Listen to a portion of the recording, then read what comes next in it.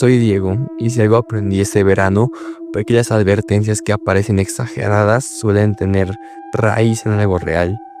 Todo comenzó cuando volví al pueblo de mi infancia, Santa Fátima, escondido entre los cerros de Guerrero, un lugar donde la gente sigue dejando ofrendas en las puertas, donde las calles no tienen nombres y donde todos dicen buenos días aunque no te conozcan. Mis abuelos vivían ahí. Fui a visitarlos tras 10 años de ausencia. Mi idea era descansar, desconectarme, escribir algo, pero apenas llegué, mi abuela me dijo con toda naturalidad: aquí la regla no ha cambiado, mijo. No te metas al río después de las 6. El río cruzaba el pueblo como una cicatriz, angosto, tranquilo, pero siempre presente. Tenía algo, espeso, como si no fluyera con libertad. Los niños jugaban en él en la mañana, pero a las 5 de la tarde todo se vaciaba, como si alguien silbara en secreto y todos obedecieran. Cuando pregunté por qué, la respuesta fue siempre la misma: porque después de las 6 ya no es nuestro. Mi abuelo me dijo que cuando era niño una vez se metió a las 6:15, que algo le tocó el pie, algo frío, que no era agua. Desde entonces cojeaba. Me reí, pero algo en su mirada me hizo guardar silencio. Conocí a 3 chicos del pueblo: Leo, Valeria y Martín. Tenían entre 16 y 18 años, como yo. Les gustaba hablar de cosas raras. Un día me invitaron a una especie de rito. Iríamos al río justo antes de las 6, solo para mirar. Dicen que puedes ver a los que ya no están, me dijo Leo, los que se metieron tarde y ya no salieron. Fui, nos sentamos en la orilla. El río era negro, inmóvil, ni ranas, ni insectos. El aire se volvió denso, como un caldo espeso. Y entonces los vi, siluetas caminando bajo el agua, lentas, como si vivieran ahí. Valeria me susurró: no los mires a los ojos, si los reconoces, te llevan. Martín se metió, eran las 6:02. Dijo que no creía en pendejadas de pueblo, que todo era supersticiones. Se quitó la camisa y se lanzó. 40 segundos después, empezó a gritar, no como alguien que se ahoga, sino como alguien que ve algo y no sabe cómo entenderlo. Intentamos sacarlo, pero desapareció. Las autoridades lo buscaron durante 3 días. No lo encontraron. Dijeron que pudo haber sido arrastrado por una corriente fuerte, o un remolino quizás, pero el río no se movía. Valeria solo dijo: ya no lo buscan en el lugar correcto. Las noches siguientes fueron un infierno. Soñaba con el río, con Martín saliendo de él, goteando barro y sonriendo sin párpados, y al despertar encontraba agua en mi cuarto. Una vez incluso vi huellas húmedas que iban de la puerta al borde de mi cama.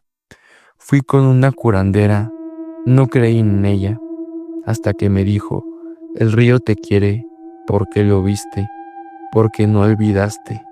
Me dio un amuleto, me dijo que nunca, pero nunca jamás, pronunciar el nombre del río en voz alta durante la noche. Si lo nombras, lo llamas. Si lo llamas, se presenta, me dijo. El 31 de julio hubo una fiesta patronal. Todos celebraban. Yo me alejé con Leo y Valeria para beber junto al río, como idiotas. Eran las 5:50. Valeria dijo que quería despedirse del pueblo antes de mudarse. Entonces, en tono de burla, Leo gritó: Martín, devuélvete, güey, ya pasó tu broma. Lo que no sabíamos es que el río respondió, no con palabras, con una voz idéntica a la de Martín, pero desde dentro del agua. Estoy aquí, se escuchaba. Valeria corrió. Yo intenté seguirla, pero Leo no se movió. La última vez que lo vi, estaba de pie dentro del río, hasta las rodillas, y sonreía, como si estuviera hipnotizado. Luego cayó hacia atrás, como si el agua lo hubiera abrazado. Valeria se fue. Nunca más la vi. Yo dejé Santa Fátima al día siguiente. A veces sueño con Leo, con Martín, con el río. Pero lo peor ocurrió hace 2 semanas. En mi nuevo departamento en Guadalajara, desperté de madrugada. La ventana estaba abierta y en el suelo había barro y huellas descalzas, mojadas. Revisé mi celular. Hay una nota de voz enviada a las 6:06 p.m. desde un número desconocido. La reproduje y era una voz idéntica a la mía que decía: ya es hora de regresar al río.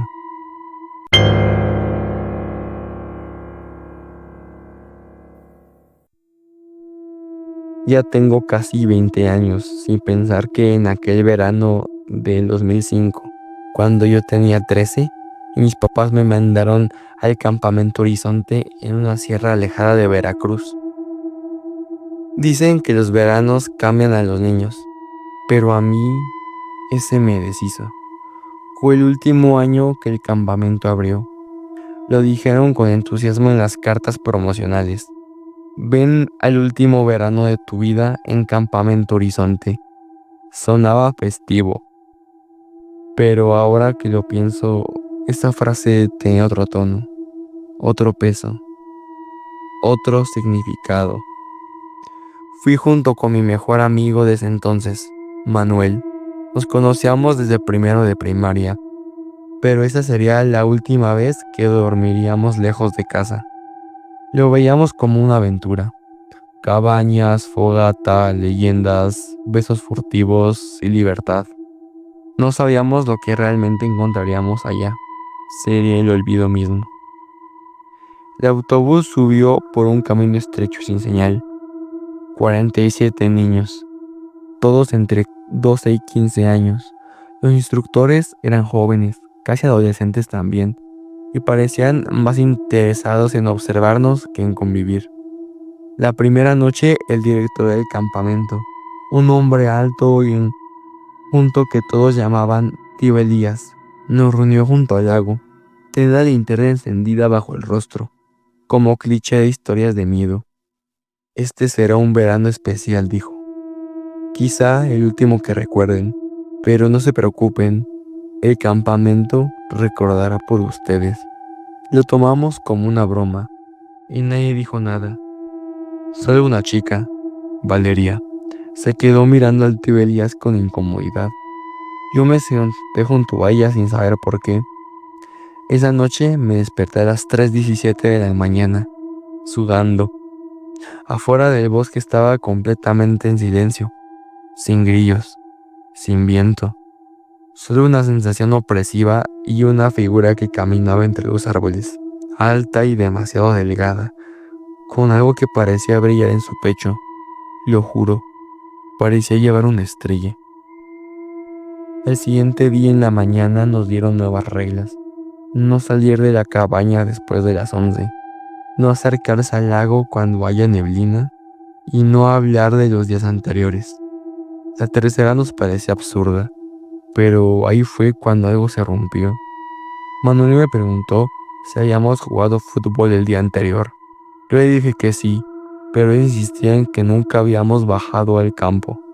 Luego, otros chicos empezaron a discutir sobre qué habían hecho. Algunos recordaban haber ido a nadar, otros decían que la piscina llevaba días cerrada. Pero aún había uno, Sebastián, que aseguraba que el grupo original era de 48 niños, pero ahora éramos solo 47. El autobús, decía él, tenía un asiento vacío en la parte trasera, que antes no estaba. Se lo dijimos a un monitor, pero estos nos ignoraron. Esa noche, un niño, Tomás, desapareció. Dijeron que se había escapado por un problema en casa, pero nadie pudo explicar cómo. El único camino era el autobús y nadie lo vio irse. El tercer día, a lo que creíamos que era el tercero, todo se volvió extraño. El reloj de mi muñeca marcaba a las 7:14 a.m. y no se movía. El sol salía así, pero nunca parecía avanzar. Estábamos atrapados en un bucle de días soleados, sin amaneceres ni atardeceres.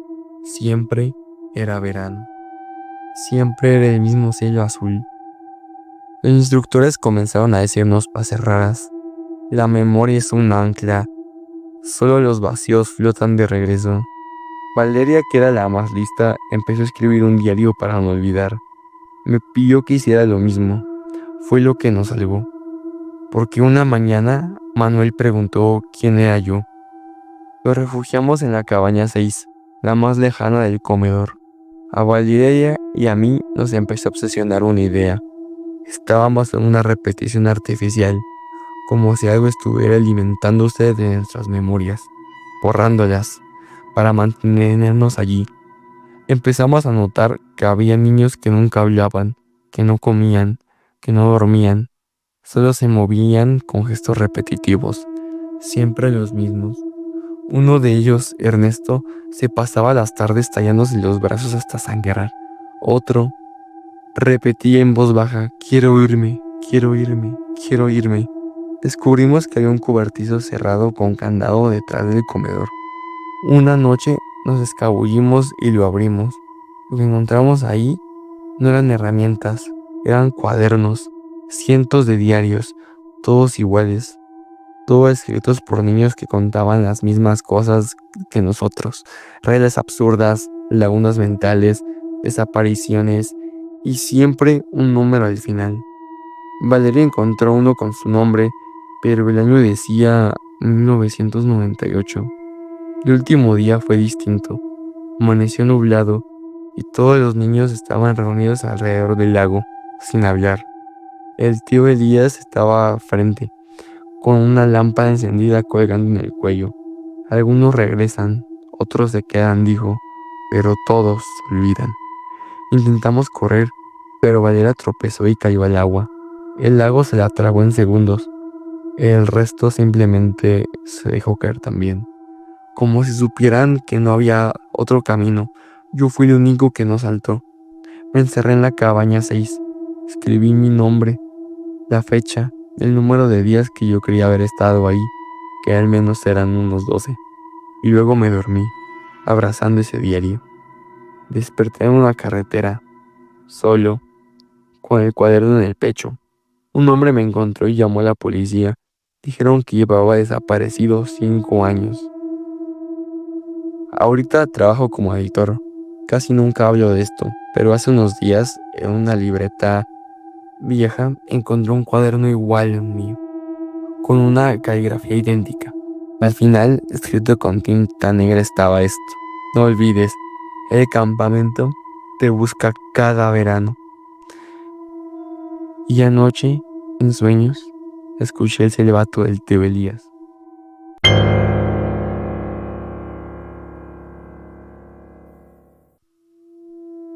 ¿Alguna vez te ha dado miedo tu propia sombra?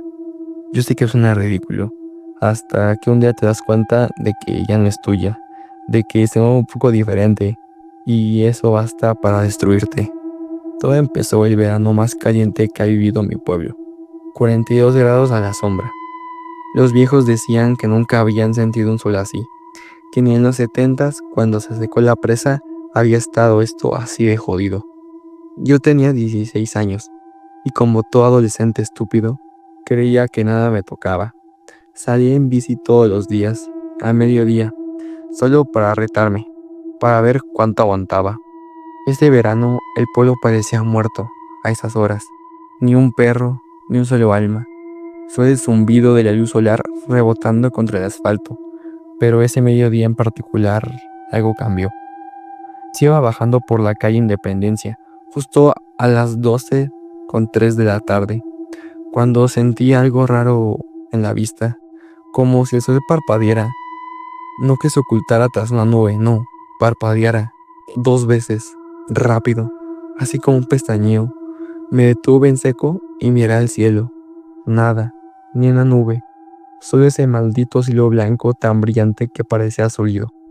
Volteé hacia el suelo y lo noté. Mi sombra se estaba riendo. No lo digo en sentido figurado, no es una metáfora. Estaba de pie, como yo, pero los hombros subían y bajaban y el cuerpo se agitaba, como si se carcajeara. Y lo peor, no hacía ruido, como si supiera que el sonido le restaría terror. Volví corriendo a casa, me encerré con el ventilador a tope. Ni se lo conté a mi madre, que estaba ocupada tratando de mantener vivo a un ficus. Intentó olvidar. Pero al día siguiente, Toño, mi mejor amigo desde primaria, apareció muerto, ahí, en plena calle, tendido sobre el pavimento, con la ropa quemada y los ojos totalmente secos, no quemados, secos como esferas de papel arrugado. El médico del pueblo dijo que había sido una insolación extrema, pero todos sabíamos que Toño jamás salía al mediodía, y menos sin gorra. Fue el velorio por compromiso, pero lo que vi allí me cambió. Mientras la familia lloraba, yo miré los pies del ataúd y noté que la sombra del cuerpo no estaba conectada al cadáver. Estaba unos pasos atrás, en la pared, como si estuviera esperando algo. Y al darme cuenta de eso, la sombra giró en la cabeza. La del ataúd no, la de la pared. Y me miró, directo. Salí corriendo. Los días siguientes los pasé encerrado, pero el calor era tan brutal que ni con las ventanas cerradas podía respirar. Terminé saliendo a la tienda al mediodía. Necesitaba agua. Fue ahí donde lo vi. Un niño, parado frente a la secundaria, quieto, bajo el sol. Su piel comenzaba a burbujear, literalmente. Ampollas se inflaban en su cara, pero no se movía. Estaba mirando al suelo, a su sombra, que no se parecía a él. Era demasiado alta. Tenía los brazos extendidos hacia él. Ya casi, dijo el niño con la voz más apagada que he oído en mi vida. Ya abrí los ojos. Esa noche fue a casa de Tadeo, otro amigo. Quería hablar con alguien, decir lo que estaba viendo. Me dijo algo que me hizo congelarme. Desde hace 2 días, mi sombra no me sigue. Se refería a que al mediodía no salía sombra alguna, como si no existiera, pero la veía en otras partes, detrás del espejo, al abrir la puerta del refri, en las paredes que no tenían luz. Esperando a que me duerma, me dijo, para poder salir de mí. Tadeo se suicidó esa madrugada. Se arrojó al tanque del tinaco, con la tapa cerrada. Todos encontraron una sombra marcada por dentro. Encontré notas en la casa de Tadeo, en su cuarto, escritas con tinta de bolígrafo y sangre. Hablaban de un culto del reflejo invertido y de una identidad antigua que solo podía manifestarse cuando el sol era así de fuerte. La luz lo oculta, pero el calor la libera. Decían que cada 23 años, si las condiciones de calor eran extremas, el velo se adelgazaba y las sombras, las verdaderas, las que no nos pertenecen, salían a buscar cuerpos que habitar. Vi dibujos de gente que caminaba hacia el sol con los brazos abiertos y sombras que se los llevaban arrastrando al mediodía. Vi la última nota de Tadeo. Si llega a reírse, ya te vio. Ahora recordé lo que me pasó aquel día. Ese domingo me puse frente al espejo a mediodía. Quería confirmar si seguía siendo yo. El calor me estaba volviendo loco. Mi sombra se movía bien, sin retraso, hasta que parpadeé. Y en ese breve instante, ella sonrió. No un gesto, una risa completa, pintada. Corrí a la cochera. Me encerré. Apagué todo. Pero el calor no bajó. Y desde dentro vi cómo la sombra comenzaba a crecer hacia mí, a invadir la puerta, a dibujar mi cuerpo, pero con otra forma. Una cabeza más alargada, brazos que terminaban en agujas. No pude escribir una cosa antes de perder el conocimiento. Solo esto. No es tu sombra. Nunca lo fue. Solo te la prestaron.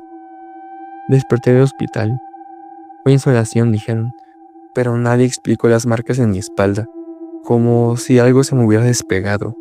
Desde entonces, duermo con las luces prendidas, no por miedo a la oscuridad, sino porque en la luz la sombra al menos se ve, Sí, si algún día ves que se ríe, corre, porque significa que ya no eres tú.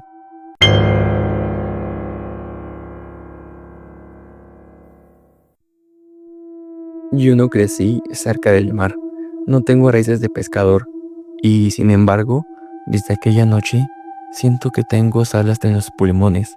No sé explicarlo. Es como si desde entonces algo me hubiera seguido, saliendo del agua y todos los lugares en los que duermo tienen ese leve olor, a humedad, a óxido, a carne vieja bajo el agua. Pero para contarte bien esto, necesito que me sigas paso por paso, porque no fue rápido. El horror se coció lento, como el mar, como cuando empieza a pudrirse. Mi esposa y yo decidimos pasar una semana de verano en una costa remota del sur. Rentamos una casa por app con vista al mar, en una playa sin nombre real. En la app decía Costa del Faro Viejo, pero en persona no había faro, solo una extensión infinita de playa, agua negra y un silencio espeso, como si el aire pesara. Era un lugar hermoso a simple vista, pero desde el primer día noté algo raro. El mar no tenía ritmo, no había olas, estaba estático, solo una especie de movimiento mínimo, como si el océano estuviera conteniendo la respiración. La primera noche, mientras mi esposa dormía y mi hija veía videos en su tablet, salí al balcón. Fue entonces cuando la vi, una luz blanca que giraba allí en el mar, como si hubiera un faro en medio del agua. El problema es que la luz giraba muy lento, pero jamás se apagaba, como si estuviera viéndome, como si no iluminara el mar, más bien mi balcón. Miré los mapas, pregunté a vecinos, todos decían lo mismo, no hay ningún faro. Y aún así, todas las noches, a la misma hora, la luz se encendía y giraba y silbaba, sí, silbaba, como si el viento fuera su voz. Mi hija comenzó a hablar sola por las noches. Decía que un señor cantaba desde el closet, pero no lo decía con miedo, lo decía con cariño, como si lo conociera. Yo entrando al cuarto y no viendo nada, nunca lo hice, hasta que una madrugada la encontré durmiendo, mojada, empapada, como si hubiera estado en el mar, pero el colchón seco, las paredes secas, pero ella chorreando agua salada y con pequeños granos de arena en los párpados. No aguanté más. Tomé una lancha de pescador y me fui hacia la luz. Remé por casi 2 horas. El mar estaba demasiado quieto. No se movía como líquido. Era como remar sobre un animal dormido. Y entonces lo vi, emergiendo en la bruma, un faro gigantesco, construido de restos, piedra vieja, metal oxidado y cosas que lógicamente no debían estar ahí. Mandíbulas, costillas, rostros petrificados, como si todo el faro hubiera sido armado con los huesos de náufragos. En la cima, una linterna giraba lentamente, pero no tenía luz. Tenía un ojo, sí, un ojo humano, gigante, de iris gris y sin párpado.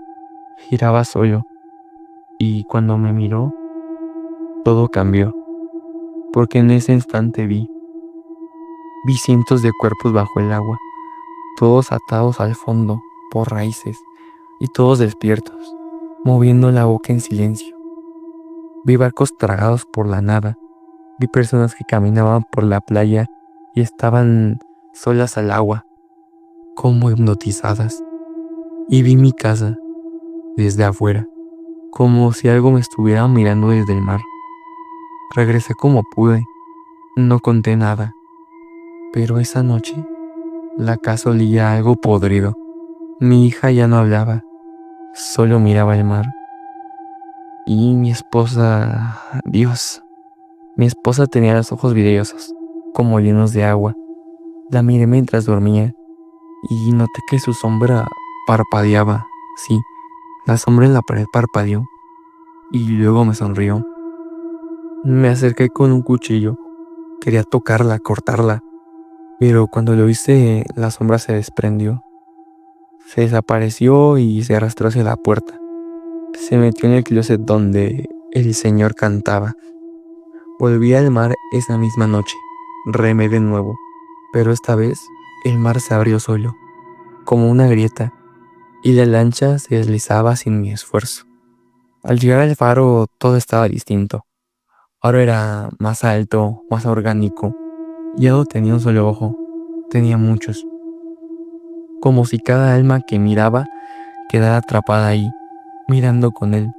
Subí y vi mi rostro tallado en una de las piedras, llorando, y la linterna se encendió. Me miró y me habló.